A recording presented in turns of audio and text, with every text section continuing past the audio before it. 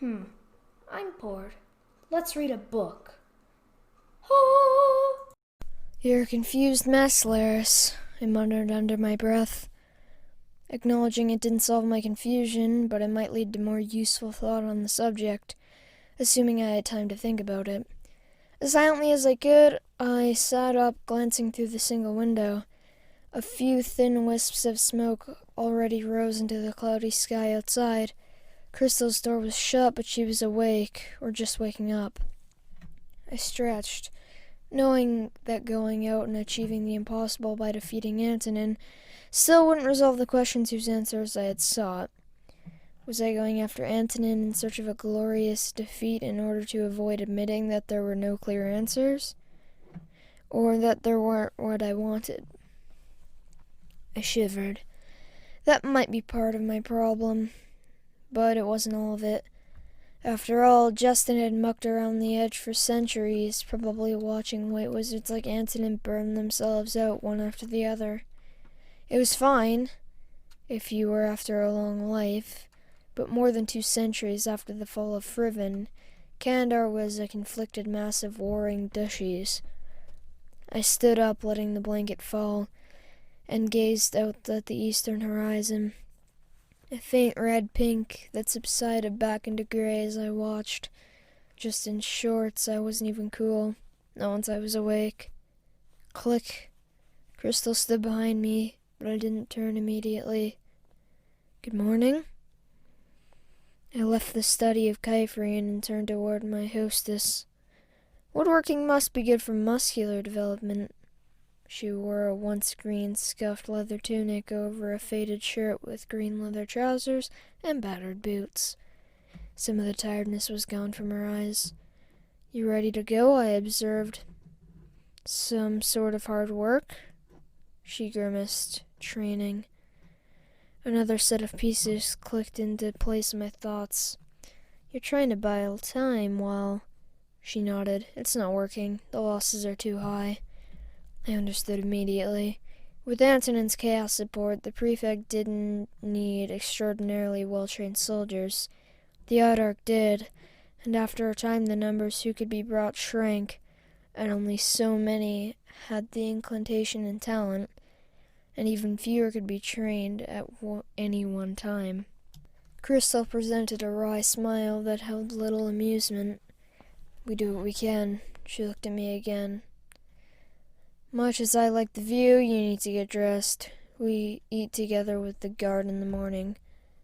I put on my traveling clothes, including the knife that fell, and returned to dinner. As quickly as I could, Crystal was doing something at her desk when I peered in, staff and pack in hand, ready to go. Records, papers, and accounts, she explained as she pushed back the chair. Surely you don't have to do accounts for the guard? Chaos, no. But what tactics you can use depend on your equipment and your supplies. Not even the finest can fight without horses or food. She kept talking as she belted on the sword and pulled on the short jacket with the braid that served as her emblem of office. Certain tactics cost a higher death rate for horses, and mounted troops need reserve mounts. While we have a grain levy, there is a trade-off between increasing the levy and taxing something else to buy the grain. She shook her head. I'm just beginning to understand a few of the complexities. Sometimes fighting is the easiest part. I nodded, thinking as we walked out the door and past near-permanent sentry guarding her quarters. I ignored his hostile look, reflecting on what she had said. Certainly money was important to something like woodworking, but I really hadn't thought about it as the basis for fighting and warfare. In that light, what Antonin was doing made even more sense, unfortunately. You're quiet, observed Crystal, not slowing her steps one whit as she took the wide stairs down toward the ground level of the building. Thinking. Almost every day I learn something new, and it seldom answers the old questions. Just adds to the unanswered questions. My guts twisted slightly at my overstatement, and I added a few other words. That's the way it seems, but I guess that's because the answers you find seem simple compared to the new questions. In turn, Crystal was silent. The low-ceilinged guard mess hall contained space for more than a dozen score guards at long tables. Not quite half the seats were filled as we entered.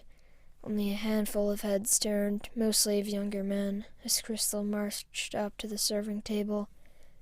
She took a slice of thick bread, a scoop of some sort of preserves, a slice of hard white cheese, a boiled egg, and a steaming cup of tea, so bitter I could smell it without even nearing the huge teapot.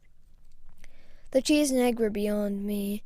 I had 2 slices of the warm bread with the dark preserves, a battered apple, and tea. Crystal sat at the table in the middle of the room, alone except for me. As I sat down on the worn red oak bench next to her, I caught sight of Pharaoh leaving the mess, also wearing battered leathers.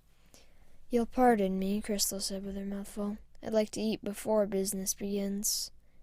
I frowned. Business? Any guard can approach me now, ask questions, or make suggestions. They may not be quite as forward with you here, but there will be some. She continued to munch slowly on the bread she had spread thinly with the preserves. Me, I had slathered my bread with the sweet preserves, enjoying each bite after my days of travel. Belatedly, I realized I did not remember much of what I had eaten the night before. I had eaten, that I recalled, but besides the salad and lamb, I don't really recall what had been on the plates.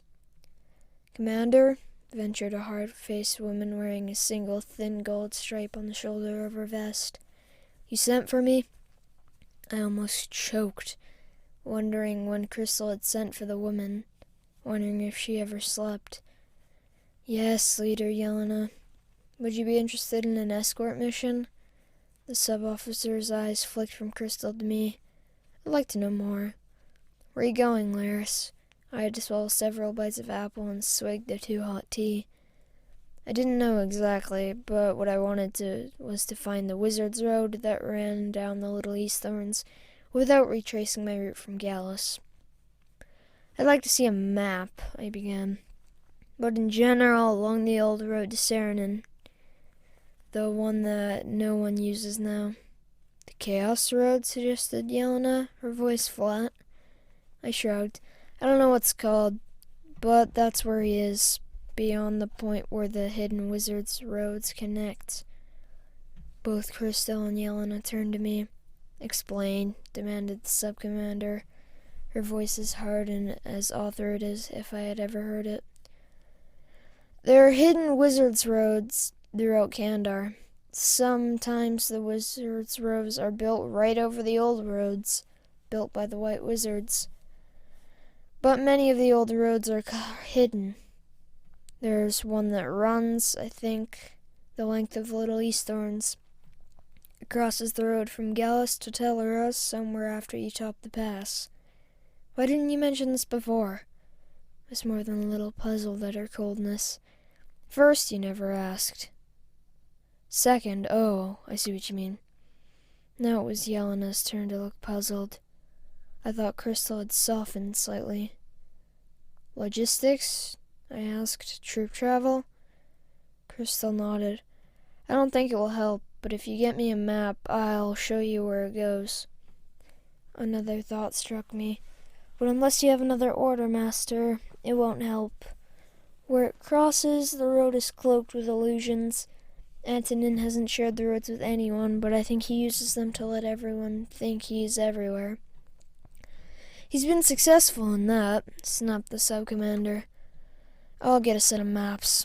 Once she was out of earshot, before anyone else neared, I looked at Crystal.